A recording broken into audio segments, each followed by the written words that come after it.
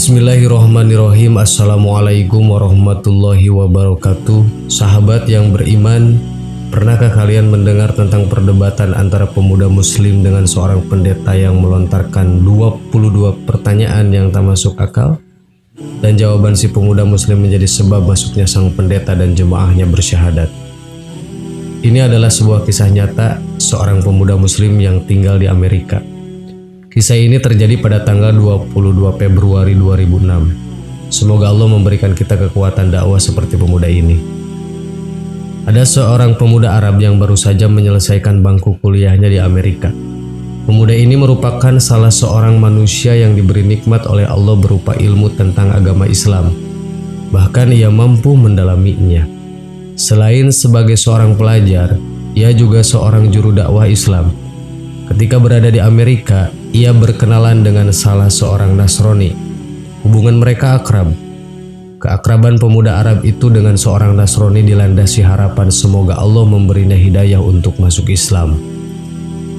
Pada suatu hari, mereka berdua berjalan-jalan di sebuah perkampungan di Amerika dan melintas di depan sebuah gereja yang terdapat di kampung tersebut.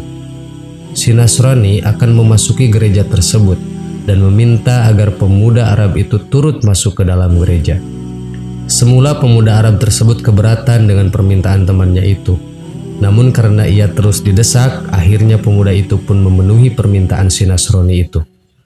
Lalu masuklah ia ke dalam gereja dan duduk di salah satu bangku dengan hening sebagaimana kebiasaan mereka.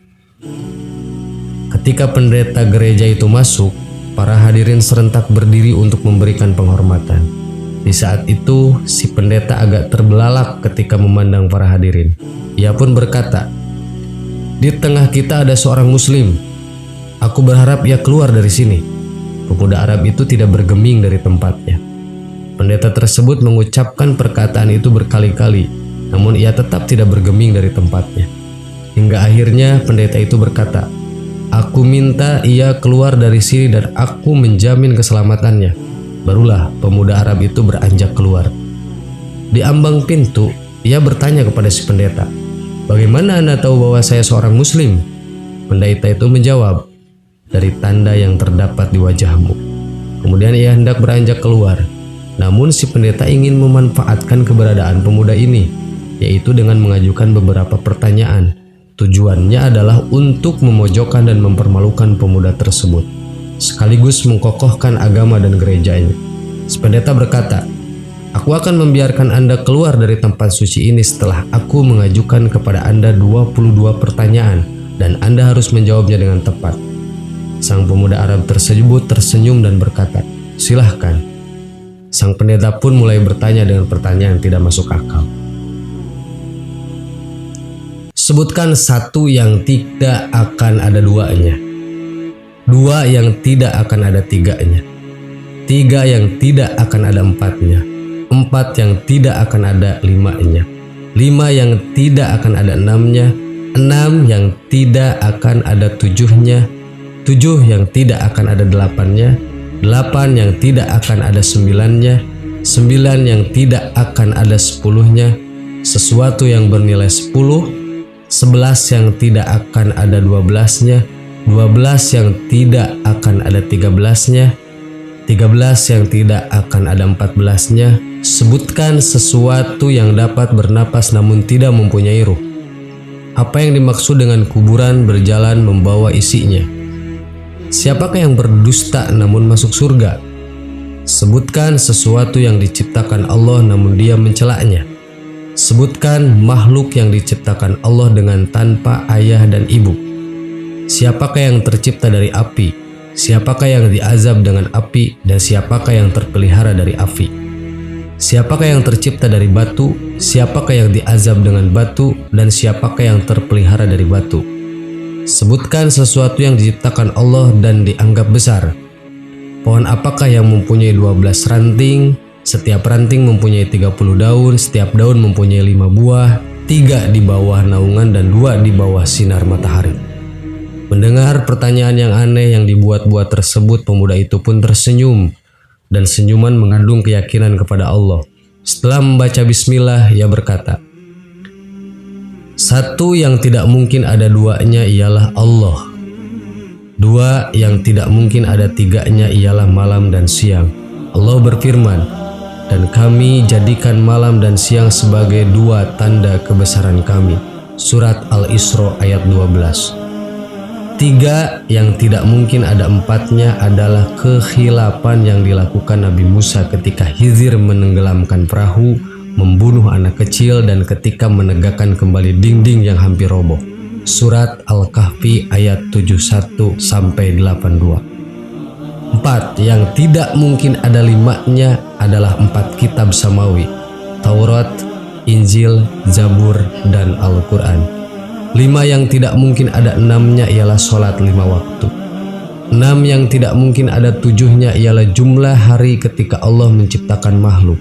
7 yang tidak mungkin ada 8-nya ialah langit yang berjumlah 7 lapisan. Allah berfirman, yang telah menciptakan 7 langit berlapis-lapis. Surat Al-Mulk ayat 3. 8 yang tidak mungkin ada 9-nya ialah malaikat pemikul Arasy Ar-Rahman. Allah berfirman, dan malaikat-malaikat berada di penjuru-penjuru langit, dan pada hari itu 8 malaikat menjunjung aras Rabbmu di atas kepala mereka. Surat Al-Haqqah ayat 17. 9 yang tidak ada 10-nya adalah mukjizat yang diberikan kepada Nabi Musa alaihissalam. Tongkat, tangan yang bercahaya, angin topan, musim paceklik, katak, darah, kutu, dan belalang. Sesuatu yang tidak lebih dari 10 adalah kebaikan. Allah Subhanahu wa Ta'ala berfirman, barang siapa yang berbuat kebaikan maka untuknya 10 kali lipat. Surat Al-An'am ayat 160. 11 yang tiada 12-nya adalah saudara-saudara Nabi Yusuf alaihissalam. 12 yang tiada 13-nya adalah mukjizat Nabi Musa yang terdapat dalam firman Allah. Dan ingatlah ketika Musa memohon air untuk kaumnya, lalu kami berfirman, pukullah batu itu dengan tongkatmu, lalu memancarlah dari pancarannya 12 mata air. Al-Baqarah ayat 60. 13 yang tiada 14-nya adalah jumlah saudara Yusuf ditambah ayah dan ibunya. Adapun yang bernapas namun tidak mempunyai ruh adalah waktu subuh. Allah Subhanahu wa Ta'ala berfirman, dan waktu subuh apabila fajarnya mulai menyingsing. At-Takwir ayat 18. Kuburan yang membawa isinya adalah ikan yang menelan Nabi Yunus alaihissalam. Mereka yang berdusta namun masuk ke dalam surga adalah saudara-saudara Yusuf, yakni ketika mereka berkata kepada ayahnya, wahai ayah kami, sesungguhnya kami pergi berlomba-lomba dan kami tinggalkan Yusuf di dekat barang-barang kami, lalu dia dimakan serigala. Setelah kedustaan terungkap, Yusuf berkata kepada mereka, tak ada cercaan terhadap kalian. Dan ayah mereka Yakub berkata, aku akan memohonkan ampun kepada Rabbku. Sesungguhnya dialah yang maha pengampun lagi maha penyayang. Sesuatu yang diciptakan Allah namun tiada dia sukai adalah suara keledai. Allah Subhanahu wa Ta'ala berfirman, sesungguhnya sejelek-jeleknya suara adalah suara keledai. Surat Luqman ayat 19. Makhluk yang diciptakan Allah tanpa ibu dan bapa adalah Nabi Adam, malaikat, unta Nabi Soleh, dan kambing Nabi Ibrahim. Makhluk yang diciptakan dari api adalah iblis, yang diazab dengan api adalah Abu Zahal, dan yang terpelihara dari api adalah Nabi Ibrahim. Allah Subhanahu wa Ta'ala berfirman, wahai api, dinginlah dan selamatkanlah Ibrahim. Surat Al-Anbiya. Makhluk yang terbuat dari batu adalah unta Nabi Soleh, yang diadab dengan batu adalah tentara gajah, yang terpelihara dari batu adalah Ashabul Kahfi, penghuni surga.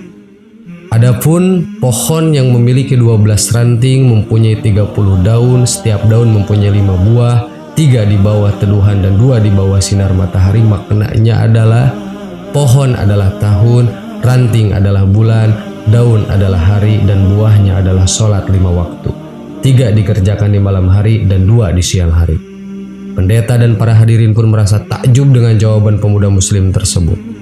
Kemudian pemuda itu pun pamit. Ketika semua sedang terbuai dalam kekaguman terhadap jawabannya, namun sebelum pergi, pemuda itu meminta si pendeta agar menjawab satu pertanyaan saja. Permintaan ini disetujui oleh si pendeta. Pemuda ini berkata, "Apakah kunci surga itu?" Mendengar pertanyaan itu, lidah si pendeta menjadi keluh. Hatinya diselimuti keraguan dan rona wajahnya pun berubah. Ia berusaha menyembunyikan kekhawatirannya, namun hasilnya nihil. Orang-orang yang hadir di gereja itu terus mendesaknya agar menjawab pertanyaan tersebut, namun ia berusaha mengelak. Mereka berkata, "Anda telah melontarkan 22 pertanyaan ngawur kepada pemuda itu, lalu pemuda itu mampu menjawabnya. Sementara ia hanya memberimu satu pertanyaan, masuk akal, namun Anda tidak mampu menjawabnya." Pendeta tersebut berkata, "Sungguh aku mengetahui jawaban dari pertanyaan tersebut, namun aku takut kalian marah." Mereka menjawab, "Kami akan menjamin keselamatan Anda." Sang pendeta pun berkata, jawabannya ialah, "Asyhadu alla ilaha illallah wa asyhadu anna Muhammadar Rasulullah." Lantas pendeta dan orang-orang yang hadir di gereja itu pun memeluk agama Islam. Sungguh Allah telah menganugerahkan kebaikan dan menjaga mereka dengan Islam melalui tangan seorang pemuda muslim yang bertakwa. Kisah nyata ini diambil dari Mus'wah al-Qisas al-Waqi'ah. Allahu a'lam. Assalamualaikum warahmatullahi wabarakatuh.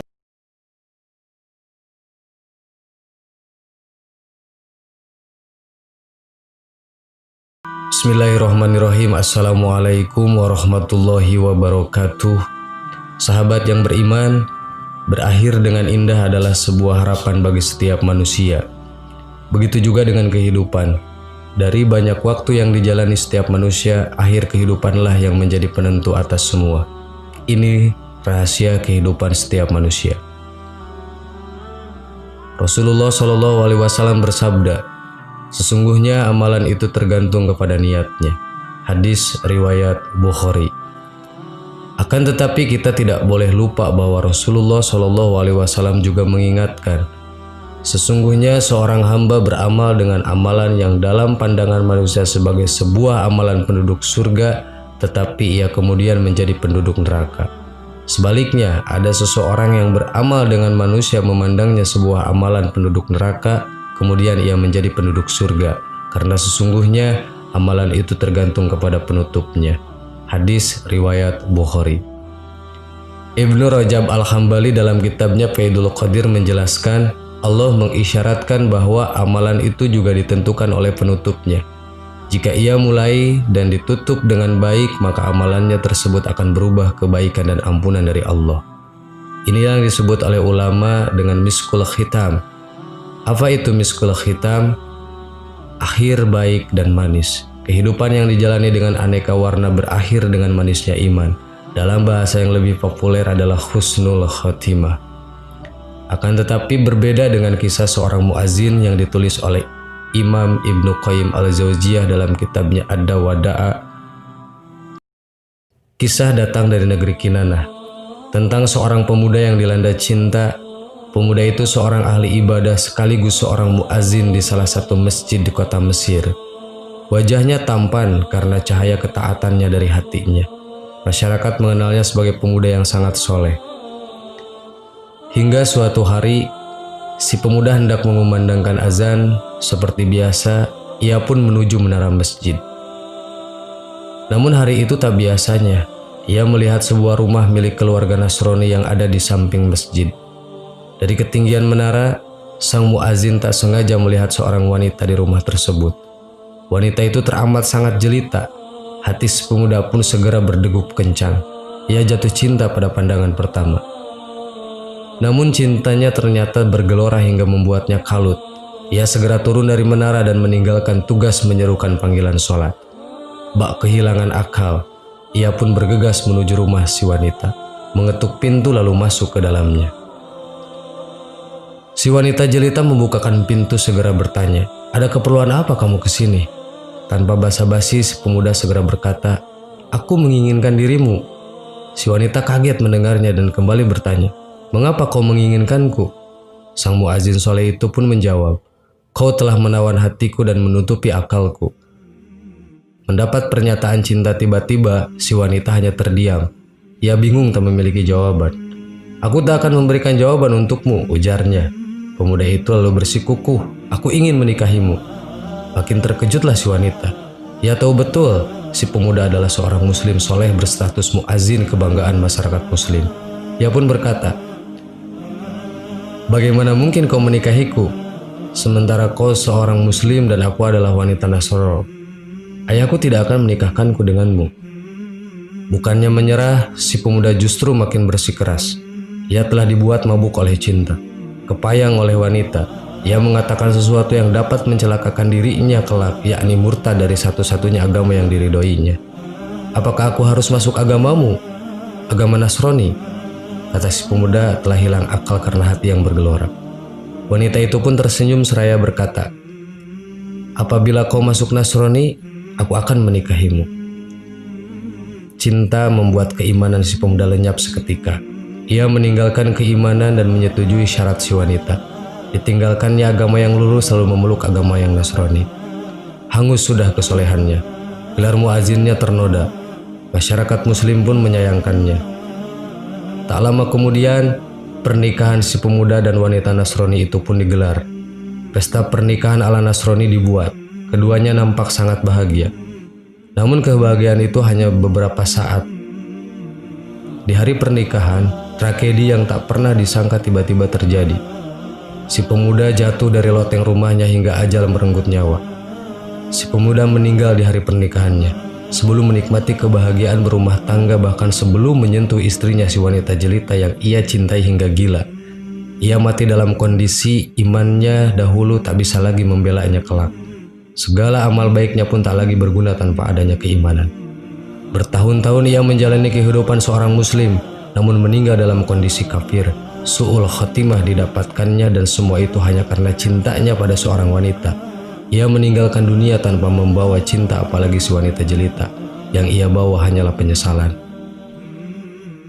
Sungguh benar firman Allah, demikianlah keadaan orang-orang kafir itu. Hingga apabila datang kematian kepada seseorang dari mereka, ia berkata, "Ya Tuhanku, kembalikanlah aku ke dunia, agar aku berbuat amal yang soleh terhadap yang telah aku tinggalkan." Sekali-kali tidak, sesungguhnya itu adalah perkataan yang diucapkannya saja, dan di hadapan mereka ada dinding sampai hari mereka dibangkitkan. Quran Surat Al-Mu'min ayat 99 dan ayat 100. Sahabat yang beriman, dari kisah di atas kita senantiasa selalu berdoa kepada Allah untuk meminta hidayahnya agar kita terlindung dari fitnah dunia dan akhirat. Wallahu a'lam. Assalamualaikum warahmatullahi wabarakatuh.